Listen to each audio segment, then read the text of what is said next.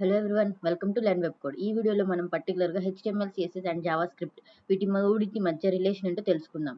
So let's begin. HTMLని web pages యొక్క స్ట్రక్చర్ని క్రియేట్ చేయడానికి యూస్ చేస్తాం. దీని ఒక ఎగ్జాంపుల్గా తీసుకుంటే ఒక హౌస్ని బిల్డ్ చేయాలనుకుంటే దాని యొక్క బ్లూ ప్రింట్ని మనం HTML అనుకోవచ్చు.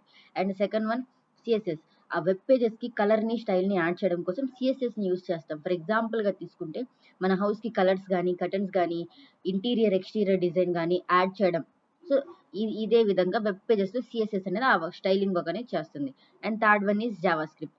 జావా స్క్రిప్ట్ అనేది మన వెబ్ పేజెస్కి ఫంక్షనాలిటీని యాడ్ చేయడానికి యూస్ చేస్తాం. దీన్ని ఎగ్జాంపుల్గా ఎలా చెప్తామంటే మన ఇంట్లో ఎలక్ట్రిక్ వైర్ వర్క్ కానీ లేదా ప్లంబింగ్ వర్క్ కానీ ఒక స్విచ్ వేస్తే ఫ్యాన్ తిరగడం, లైట్ రావడం, సో ఇలాంటి ఫంక్షనాలిటీ వర్క్ అంతా జావా స్క్రిప్ట్ చేస్తుంది అనమాట. That's it for today. Follow for more videos.